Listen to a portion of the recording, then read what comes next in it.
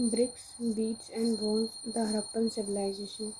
यानी कि जब हम हिस्ट्री की बात करते हैं तो हम हड़प्पन सिविलाइजेशन से हमारी चीज़ें शुरू होती हैं, जहाँ पे हम जानते हैं कैसे ह्यूमन रहा करता था, ठीक है, कैसे वहाँ पे घर हुआ करते थे, ठीक है।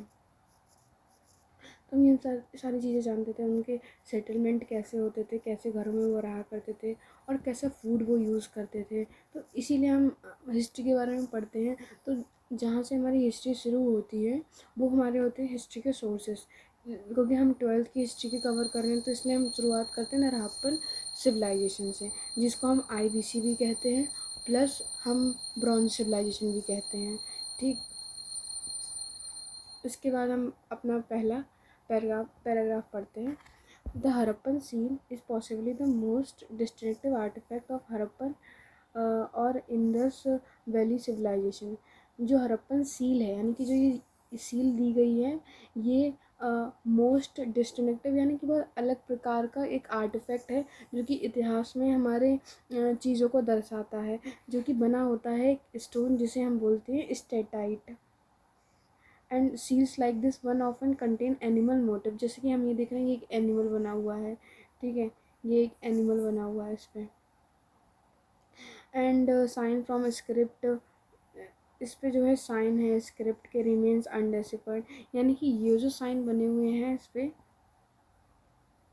ये जो साइन बने हुए हैं, ये जो है हम अभी भी अनडेसिफर्ड हैं, मतलब इनको हम कभी पढ़ नहीं पाए, कभी समझ नहीं पाए हैं कि ये क्या लिखा हुआ है इस पर, ठीक है। इसके बाद yet we know we a great deal about the lives of the people who lived in the region from what they left behind their houses।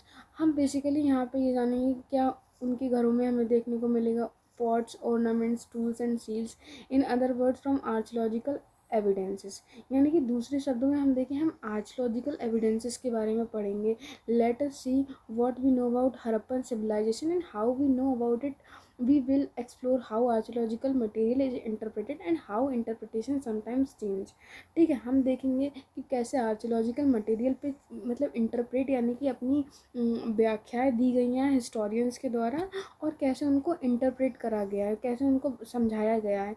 Of course there are some aspect of civilisation that are as yet unknown and may an even remain so. यानी कि कई सारी ऐसी चीज़ें हैं civilisation के बारे में, यानी कि इंडस वैली सिविलाइजेशन के बारे में कई सारी चीज़ें ऐसी भी हैं जो हम नहीं जान पाए हैं, यानी कि अननोन है वो। तो हम ऐसी चीज़ें भी हैं। अब हम टर्मिनोलॉजी की बात करते हैं, यहाँ पे कुछ टर्मिनोलॉजी दी गई है।